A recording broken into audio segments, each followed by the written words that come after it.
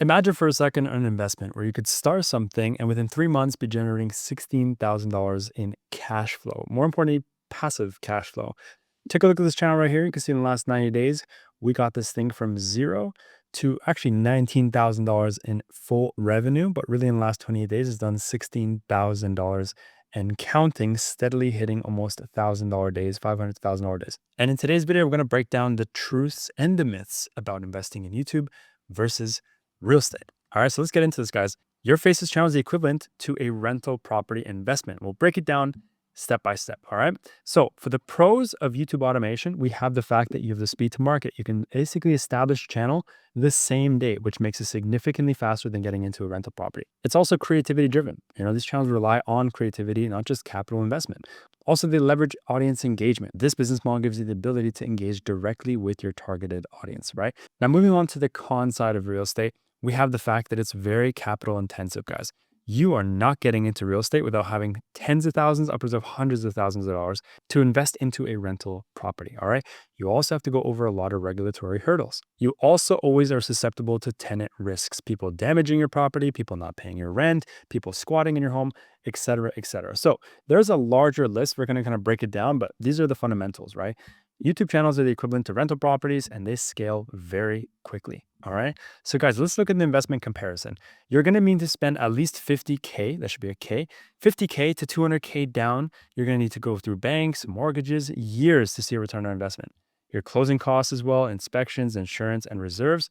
You also need a lot of cash before your first rent arrives. So the key thing here is that you need to spend money before you make money, a significant amount of money, right? That's what differentiates YouTube, because honestly, to start a YouTube channel, you need between 500 to 2K to launch, which means the barrier of entry is very, very low and the potential return on investment is coming within months of starting. Now, your income also goes up as the overhead remains the same, meaning how much you're spending to operate the channel and to grow the channel remains pretty much the same. Whether you're spending $500, $700, or $1,000 a month, that's pretty much it. It doesn't really fluctuate much higher. But the obviously income potential significantly raises, and there's a large discrepancy between the two. And your first revenue can arrive within 1 to 3 months, right? Now, real estate cash flow compared to the YouTube cash flow, let's directly compare them, all right? Your rental property will often earn a fixed monthly rent between $800 to $2,000 a month on average, right? If you are to rent out your property for a year, 6 months, 2 years, you're going to have a fixed rate. If you're charging $2,000 a month in rent or $5,000 a month, that's all you're going to get. And typically this is limited by square footage. So you're only going to make a certain amount based on how large your home is and what kind of amenities it has, right? So you're always going to have a capped income, and whatever you locked in that rental property at, that's all it's going to make. Versus YouTube channels, there's multiple different ways to make money through AdSense, affiliates, courses, brand deals, etc., which means there's actually no ceiling. One video can generate $10,000 on repeat, tens of thousands of dollars over and over again. There's no limit to how much a video can make, and you multiply that across tons of different videos. Obviously, the income potential is very, very high. Channels can actually compound because the same video can earn across different streams and also different channels. So you can make more channels to earn more income. You can also take that same income and cross-pollinate it on, for example, even TikTok, because TikTok is also paying for the views. So guys, that's the grand scheme of how this whole thing works, why I truly believe it's obviously not better, but a different alternative with much higher upsides than the obvious downsides, capital investment and risks. So if you're really looking to get into something that's long-term, that's scalable and passive, this is really it. This is really where many people are parking their money. So let's talk about how we can actually start your own digital real estate empire using YouTube. The first step is to pick your location, right? This is, in other words, choosing your niche, putting yourself in the right vehicle, right? There's a lot of different niches out there, a lot. The value of a real estate home is based on location. The value of a channel is based on your niche. So ideally, you guys want to get into very high paying niches because you're going to get more for the same amount of effort. So some high income niches are anything to do with like elderly, health, software, education. Mid niches are like documentary, tech, self-improvement. And then low niches are like comedy, pranks, kids, and AI slop. These are low paying ones versus high paying ones. Very lucrative versus not that great, right? So picking the right niche will determine your RPM, right? Your RPM is your revenue per mil, which is how much YouTube is actually paying you for every 1,000 views. All right. The rule of thumb is to build your property in the neighborhood that yields the highest returns, right? If two people are posting the same video, but one is going to get a 2, 3, 4 times more amount of RPM, then obviously you want to go for the one that's going to give you the same yield. Why do the same effort as someone else and capitalize less than the next person? So it's really essential to put yourself in the right niche. Now, if you guys want to make sure that you're choosing the right niche and you're not making any mistakes, and you find yourself in the highest paying RPM with the lowest amount of competition and the highest amount of demand, then you guys can click the first link in the description to join our free school community, where you'll be able to go straight to my classroom over here and go over to the niche selection, where you'll be able to see all of our personalized niches. You will get access to different niches, the channels, the RPMs, and my own personal rating. So you guys don't have to make any mistakes or worry about putting yourselves in the wrong niche right off the bat. So the second step is now to acquire your first unit, which is essentially the equivalent of launching your channel, right? So first thing is to pick a channel name, the identity, and then this is what we call the digital address, all right? If you're unsure of what to name your channel, just go over to a site called Namelix. I'll show you over here. And here you can basically just put in anything. Say you want to make a history channel, just go to auto, then medium. And then here you can just say a history channel reviewing absurd 3 facts. Click on generate. And within a few seconds, you'll literally have the AI generate for you some fantastic names, and also really comes with some really cool logos. So for example, we have bizarre history, history of Hungary, unhistoric, history of Oops.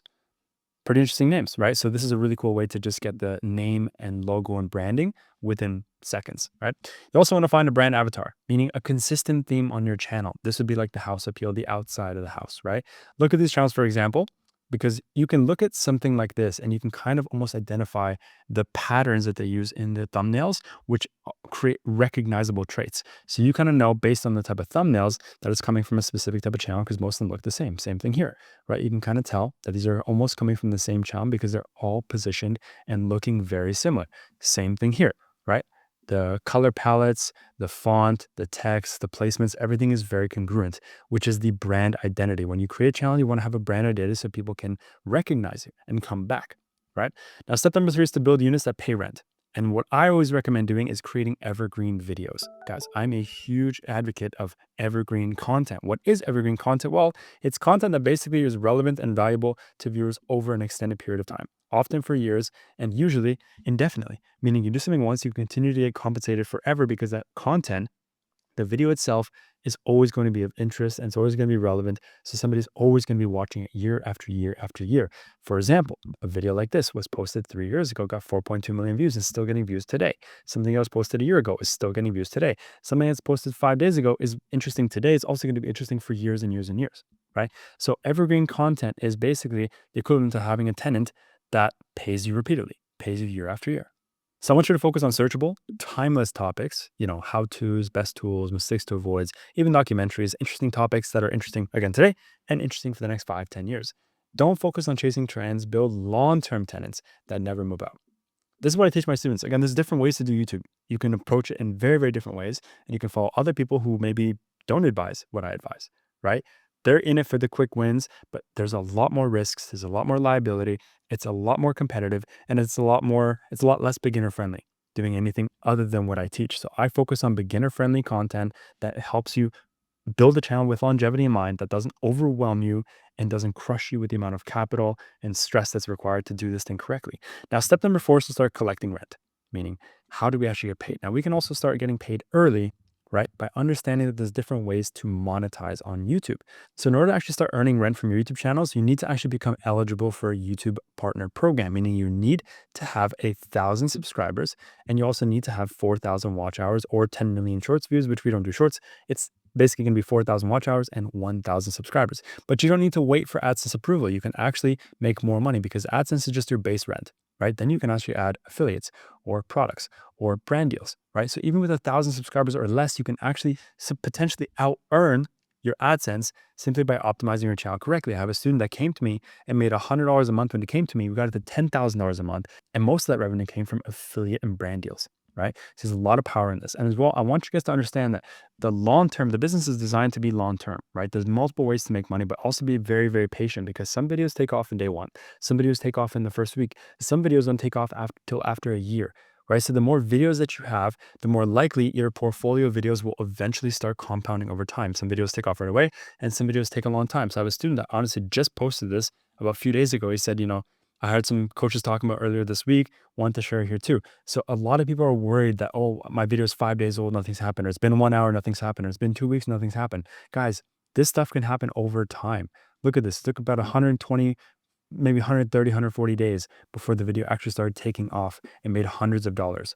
A video is not dead, right? Especially evergreen content. Evergreen content is never dead. It could take off today. It could take literally 150 days to take off. You don't know that. But the more videos you have, the more likely things like these happen and your income just compounds over time. Now, the next step is to maintain or slash optimize, right? The equivalent of maintenance is optimization because properties need paint, roofs, and repairs. And channels need thumbnail refreshes and updated titles. It's really important to do what we call active optimization, looking at something maybe didn't perform very well and optimizing it because it's never dead. You can always change the titles, you can always change the thumbnails, you can always test and test and test until it goes viral. Right? Now, these small tweaks can equate to having a higher click-through rate, which means more rent per unit, right? More rent per video. Think of this as property management for your channel, right? Now, the next step is the appreciation and equity of the channel, how to actually grow the brand value. All right. Because as you see this linear curve over time, guys, I'm telling you, YouTube is outperforming real estate in so many different metrics. Real estate builds equity slowly, but I'm telling you guys, channels build fast. And the exit value is the fact that these channels can also sell for 20 to 40 times the monthly profit, right? For example, a student that went here, he started in June. His first month was 176. His next month was 5,000. And the month after that was 11,300, right? And then another student, that's actually not the same student, but another student recently just got an offer for $27,000. We've had students get offered $100,000 plus in their channels after recently starting. So you can look at this as a compounding passive vehicle, or you can look at this as an investment they can eventually sell for multiples of monthly income. There's different ways to do this, guys. It's up to you.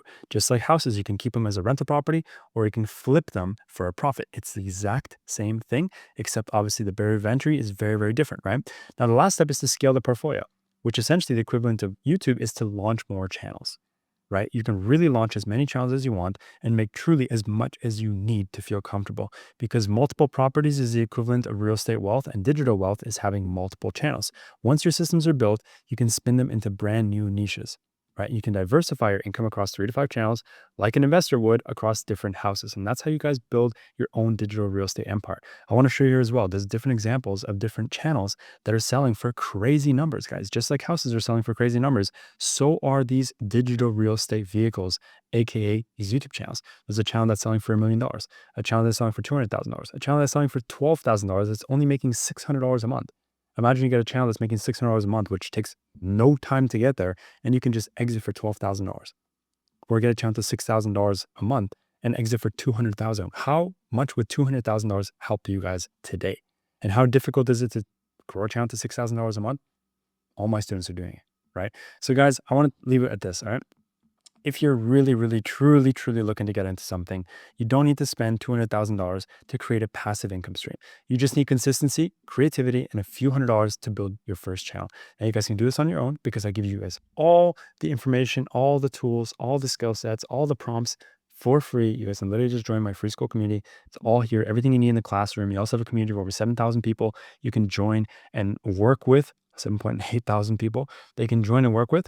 But if you don't want to do this alone, you want to work with me personally, where we guarantee your success. We don't even want to get paid up front in full until you reach $10,000 a month. That's our guarantee. So if you want to do that, there's a second link in the description that takes you to a link to book a call to work with myself and my team to get you to those goals. So first link, I recommend everybody goes there. But if you want to skip some steps, accelerate that learning curve, second link is there. And if you don't want to work with me at all and you want to keep consuming my content, click the link over here to watch our next video, which is going to be the best niches to get into. So yes, you have the understanding that YouTube is the vehicle, but you got to get into the right niche. So this video over here, or over here, I'm not sure, will take you to the best videos, the best niches that are working in 2025.